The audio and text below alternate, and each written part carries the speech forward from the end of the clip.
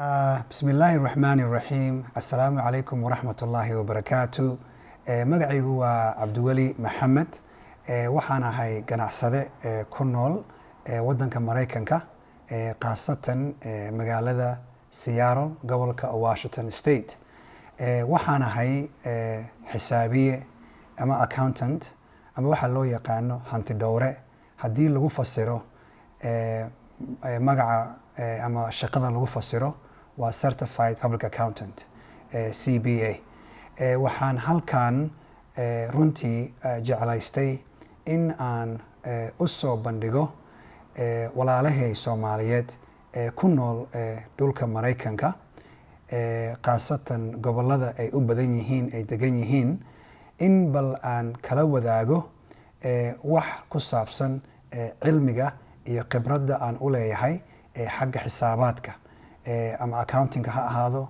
ama canshuurta taxation-ka ha ahaado iyo waxyaalaha kale oo ganacsiga ku saabsan runtii Soomaalidu waa dad aad u qiimo badan jecelna in ay ganacsiga meel fog ka gaaraan saasoo ay tahay dhibaatooyin weyn ayay kala kulmaan markii ay noqoto xagga sharci dejinta maaliyadda waddankaaneeto weliba qaasatan waqtiyadan oo kale waqtiyadan oo ay tahay waqtiyada canshuuraha la xareeyo waa waqtiga ay dawladda la xisaabtanto muwaadinkeeda ama ganacsadaheeda ganacsiga halkan ku leh saasoo ay tahay dhibaatooyin weyn ayaa la soo darso dhibaatooyinkaas waxaa ka mid ah ayaga oo runtii aan haysan hab maaliyadeed ay u soo bandhigi karaan wixii soo galay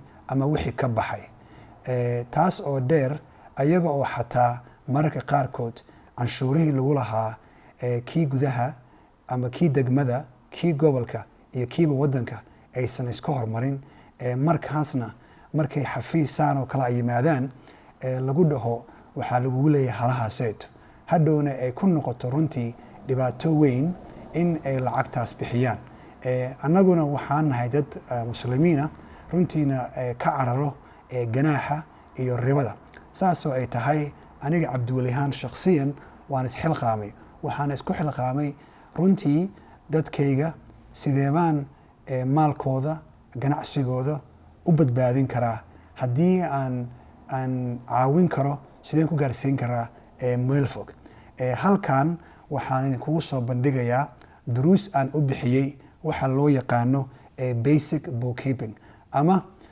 dhisidda maaliyadda ganacsigaada maalmahan oo kale qofka ganacsatada ah wuxuu leeyahay canshuurina buuxiyaa raba laakiinse badankood markay isdiiwaangeliyaan diiwaangelintooda meel yar ayay ku hakiyaan waxaa laga yaabaa in diiwaangelin kale laga rabay taasna ay iloobaan markay ii yimaadaanna waxaan dhahaa waraaqihii isku diiwaangelisay aawe sidii aan kuu caawiyo nasiib darro badankood waraaqahaas waxaa laga yaabaa in aysan haysan taasna ay u keento dhib ah in uu dib u dhaco xisaabtankii iyo canshuur bixintii so insha allah waxaan halkan idinkugu soo gudbin doonaa slaidyo la magac baxay basic bookkeeping slaidyadu hadda waxay ku diyaarsan yihiin luqadda ingiriiska ah mar dambe ayaynu fasiri doonaa asaga oo Soomaali ah waana idin tixraaci doonaa oo waana idin faahfaahin doonaa insha allah waxaan rajaynayaa in su'aalo badan oo ka imaan karo ciwaankaaneeto taasna waxaan diyaar u ahay inaan kaga jawaabo waxaad igala wadaagi kartaan ciwaankayga ama website-kayga oo ah www.abdiweli.cpa.com taleefankaygana waa 206-849-139 fadlan la soco filimkan wuxuu ku socdaa keliya ganacsatayaasha ku nool Mareykan haddaad tahay ganacsade ganacsi ku leh waxa ka baxsan waddanka Mareykanka filimkan runtii adiga kuma quseeyo so insha allah waynu bilaabanaynaa waxaan ka bilaabanaynaa slide-ka koowaad oo ama ah slide 1 waxaan halkan isugu nimaanay ganacsatayaasha yaryar in aan ka caawino sidii u fahmi lahaayeen ganacsigooda ayadoo ay ku jirto gobolka iyo dowladda federaalka ah canshuurta lagu leeyahay. haddana waxaan u gudbaynaa slide number 2. slide number 2 wuxuu ka hadlayaa markii uu qofka ganacsiga bilaabayo dhowr hab buu u bilaabi karaa ganacsigiisa. habka koowaad waxaa weeye waxa loo yaqaano sole proprietorship ama iskii u shaqayste. dadkaas badankood waa dadka camal tagaasida wato, dadka uberka wato, dadka liftiga wato weeyaane. wax weyn ayaga lagama rabo, waxa laga rabo oo fudud waxaa weeyaane inay kasoo goostaan shati ama license degmada hoose, lacag yarna ay bixiyaan. hadday rabaanna in ay social security-kooda qariyaan waxay suubsan karaan waxa loo yaqaano numberka EIN ama employer identification number bay kasoo goosan karaan IRS-ta ayagoo ah sole proprietorship. waxaa kaas ku xigo waxa loo yaqaano partnership ama iskaashato. partnership waa laba qof oo isku timaaday oo ganacsi wada furtay. partnership-kaasna hadhowdii waa in uu soo bandhigaa wixii soo galay iyo wixii ka baxay, wixii faa'iidada ahna labadaas qof sidii ay ku heshiiyeen baa loo kala qaybiyaa, kabacdina canshuurtooda shakhsiga bay ku buuxsadaan. waxaa kusii xigo habka loo yaqaano cooperation ama waxa loo yaqaano incorporated. cooperationku waa shirkad u taagan keligeed. ayadana waxaa xukumo shakhsi ama dad kale oo badan baa xukumo. cooperation baa loo yaqaanaa. wuxuu kaas ku fiican yahay, waxaa la dhex dhigayaa difaac dadkii lahaa iyo shirkadda. tusaale ahaan haddii hadhow uu dhib dhaco, dhibkaas wuxuu ku ekaanayaa cooperationka oo asaga looma soo gudbayo. waxaa taas kusii xigto tan afraad oo loo yaqaano LLC ama limited liability company.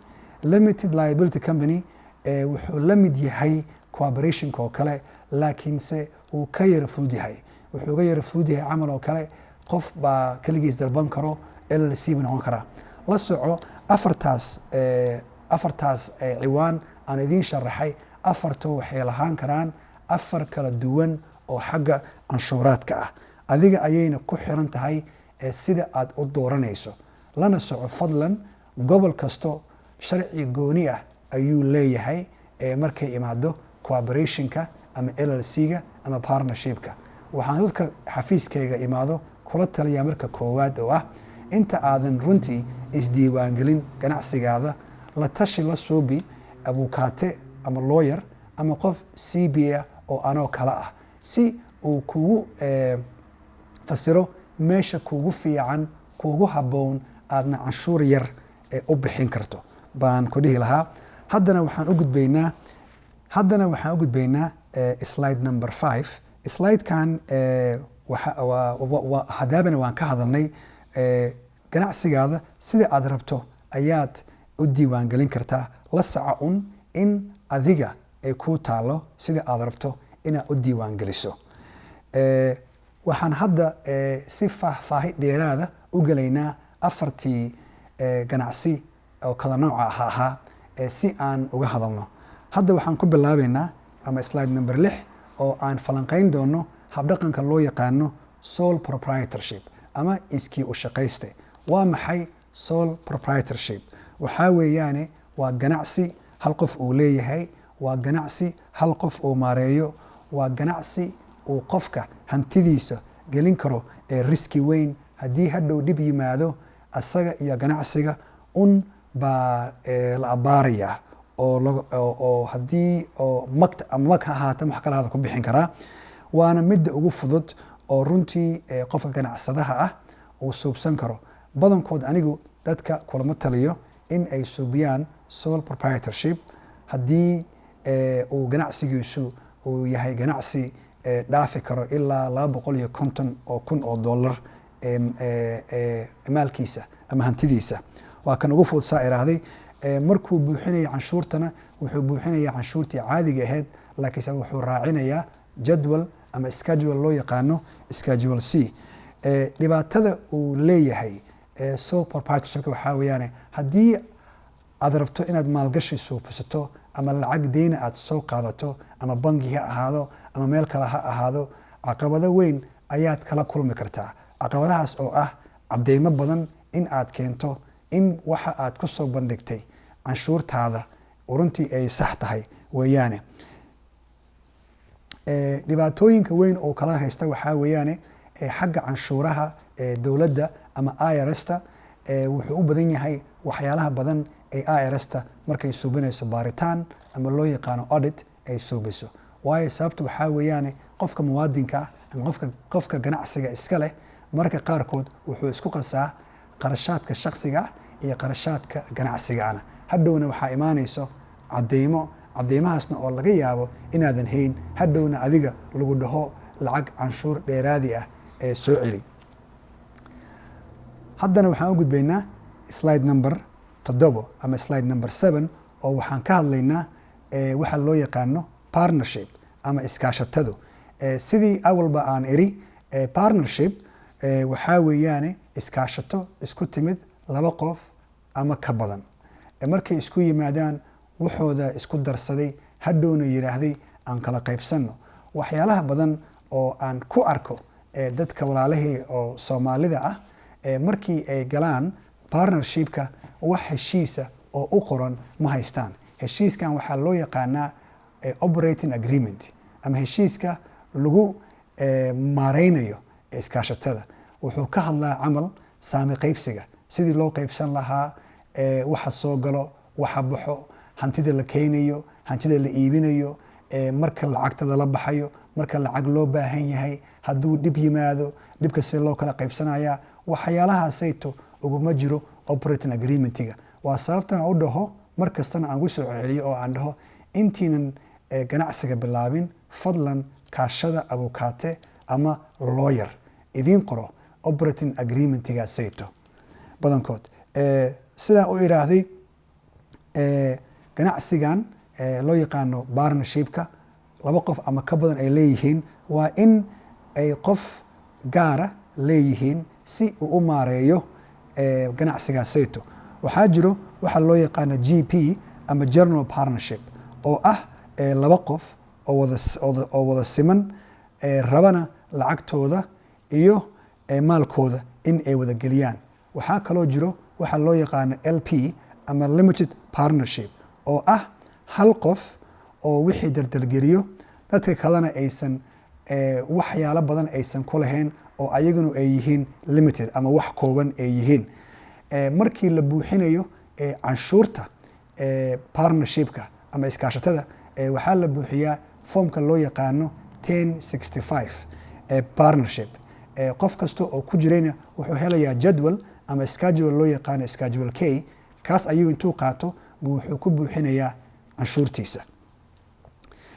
haddana waxaan u gudbaynaa slide number 8. Continue. Okay. haddana waxaan u gudbaynaa slide number 8. waan ka hadalnay agreementyaasha ama heshiiska. partnershipka iyo LLC-ga labaduba waxay lahaan karaan operating agreementiga. operating agreementiga waa documenti legal ah waxaana isticmaalo dadka iska leh meeshaasayto. wuxuu kaloo sheegayaa sida organizationka ama hay-adda loo diiwaangeliyey loogana diiwaangeliyey gobolka ay ku sugan tahay. waxaa kaloo ku jira camal waxa loo yaqaano corporate charter ama shaatigaasayta ah iyo documentiga sheegayo in ganacsigan partnershipka ah ama LLC-ga ah uu ka jiro Maraykan. ogaada LLC-gu wuxuu noqon karaa marna partnership iskaashato, marna wuxuu noqon karaa shirkad. waxay ku xiran tahay markasto sida adiga aad u doorato. kaasna wuxuu ahaa slide number 8 baan falanqeynaynay. hadda waxaan u gudbaynaa waxa loo yaqaano limited liability company ama LLC oo ah slide number 9. sidii aan awalba u iraahday qof shakhsi ah ayaa dhisi karo LLC-ga oona ka dhisi karo statekiisa. badankood stateyada waxay qaataan hadda gobolka naga camal Washington oo kale waxay qaataan lacag $200 in lagu diiwaan geliyo. aad buuna u fudud yahay. waxaad sheeganaysaa shirkadaada magaceeda, waxaad sheeganaysaa qofka manage gareynayo, waxaad sheeganaysaa adresska ganacsiga haddii lacala waraaqo loo soo dirayo muxuu ahaa LLC-ga meesha lagu soo diri lahaa iyo ganacsiga nooca uu yahay ma retail ba ma muqaayad ba ma day care ba ma transportation ba waxaas baa sheegaysaa markaad diiwaangeliso wax ka yar laba berina shaatigii ama laysankii baa adresskaada kuugu imaanayo dhibaatooyinka weyn dadkanaga iyo dadka dhan xataa ku nool waddankan ay kala kulmaan LLC-ga waxaa weeyaane waxay ku leeyihiin anigu LLC baan ahay waxaan rabaa inaan buuxiyo canshuurta LLC-ga wax la yiraahdo canshuur LLC ma jirto waxaa jirto 4 nooc oo canshuura oo loo buuxiyo Mareykanka 4ta noocna xarafka LLC ma ku jiro ko waa kii aan ka hadalnay oo ahaa sole proprietorship oo la buuxiyo foomka loo yaqaano 1040 labo waxaa weeyaane iskaashatada waa partnership halkaasna waxaa la buuxiyaa foomka 1065 ama 165 kan saddexaad waa shirkadda loo yaqaano C corporation kaasna waxaa la buuxiyaa foomka ah 1120 ama 112 kan afraad waa sidii oo kale waxaa loo yaqaanaa S corp ama small corporation numberkii ahaa 112 ama 1120 waxaa raacayo S corporation weeyaane saddexdii hadda hore partnershipka corporationka iyo S corpka saddexduba waxay noqon karaan LLC waxayna ku xiran tahay sida adiga markaad isdiiwaangelinaysay aad u dooratay in lagu canshuuro soo qaladaadka badan cidka suubiyaan waxaa weeyaane ma ogo waxa ay doorteen markay iska diiwaangelinayeen gobolka waayo gobolka kuma shaqo leh canshuurta federaaliga ah IRS-ta oo hoos imaado wasaaradda maaliyadda waddankan baa shuqul ku leh adiga ayaana lagaa rabaa in aad doorato sidii lagu canshuuri lahaa soo fadlan inta aadan ganacsiga bilaabin mar kasto isku day in qof CPA ah ama abukaate aad u tagto oo aad tiraahdo maxaa aniga dan iigu jirto oo ah halkaas wuxuu ahaa limited liability company aan sharaxaynay oo ahaa haddana waxaan u gudbaynaa slide number 10 waana ka hadalnay waa cooperation waa shirkadda cooperationka runtii waa kambaniyashan waaweyn ee ka jiro Mareykanka sida Amazon, Microsoft, Bowen, Target baa cooperation ah ayagana waxaa la canshuuraa wax alla wixii faa'iido soo galo boqolkiiba 21 baa la canshuuraa ganacsatayaasha yar anigu kulama taliyo in ay markay isdiiwaangelinayaan ay doortaan cooperation waxyaalaha badankood aan ku riixo waxaa weeyaane in ay doortaan waxa loo yaqaano S corporationka kaasna waynu ka hadli doonaa haddana runtii maadaama taasi ay dan weyn oo fiican aysan noogu jirin kuma dheeraanayo sharaxaadda C corporationka slide number 10 ka ah haddana waxaan u gudbaynaa actually waan koobnay waan ka soo hadalnay dhammaan shirkadaha sidii loo risgarinayo haddana waxaan u gudbaynaa slide number 11 waxaana ka bilaabaynaa xagga xisaabaadka ama miisaaniyadda dakhliga ganacsiga dhibaatooyinka waaweyn ganacsatayaasha badankood haysta waxaa weeyaane ma haystaan record ama documenti caddaynayo meel ugu qoran hantidoodii maxaa baabuuraha u yaalla ay leeyihiin maxaa dhulaho ay leeyihiin maxaa lacagaho kaasha u yaallaan lacagta kuugu jirto bangiga runtii ma ahan wax aad dhammaan wada leedahay waayo waxaa laga yaabaa jeeg aad qortay oo weli aan la kaash garaynin oo lagugu leeyahay in lacagtaas laga jarin lacagtaas maqan waxaa weeye waa liability ama waa deyn maqan weeyaane soo kaashka meesha kuugu jiro runtii ma ahan kaashka saxdaha aad lahayd soo hadda waxaan ka hadlaynaa waxa loo yaqaano financial statements loo yaqaano financial statementigana runtii wuxuu ka koobmaa 3 nooc kow waxa loo yaqaano balance sheet labo waxa loo yaqaano income statement ama profit and loss kan saddexaadna waxaa weeyaane waxa loo yaqaano cash flow statement haddana waxaan ka hadlaynaa slide number 11 waxaana ka hadlaynaa shanta nooc ee xisaabaadka ee lagu diyaariyo ama waxaa loo yaqaano 5 classes of accounts. Ganacsi kasto waa in uu marka uu diyaarinayo financial statementkiisa diyaarinayo waa in uu kala soocaa hantidiisa deynta lagu leeyahay, waxa asaga uu leeyahay, waxa soo galo, waxa ka baxo iyo faa'iidada. Shantaas class waxaa loo kala yaqaanaa assets oo ah hantida aad leedahay, liabilities oo ah deynta lagu leeyahay mid gaaban iyo mid dheerba, owners equity waxa adiga aad leedahay markii hantidii iyo deyntii la kala jaro, revenues oo ah waxa aad iibgeysay ama waxa aad iibisay, expenses oo ah qarashka kaa baxay, kabacdina markii labadaas la kala jaro faa'iidada kuu soo hartay ama khasaaraha kuu soo haray weeyaane shantaas class. Shantaas class midba wuxuu gelayaa statement gooni ah ama financial statement gooni ah buu gelayaa. Tusaale ahaan assetska iyo liabilitieska iyo owners equity-ga wuxuu gelayaa ama waxaa lagu diiwaan gelinayaa balance sheet-ka.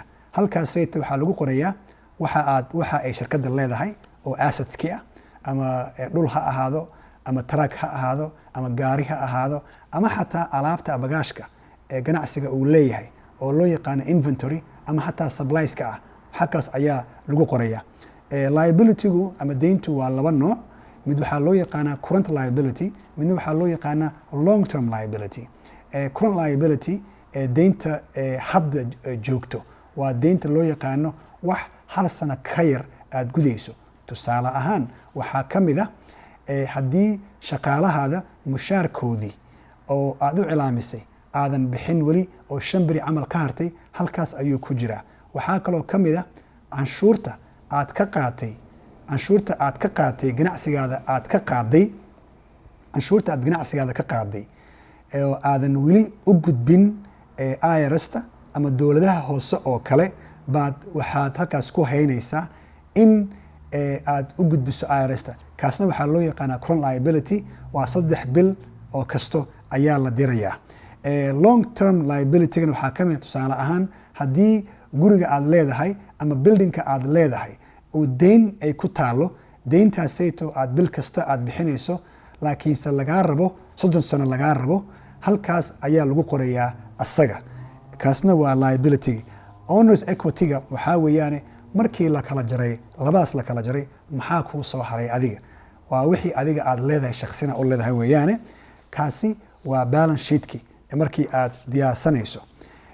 Waan ku soconaynaa. Haddana waxaan u gudbaynaa slide number 13.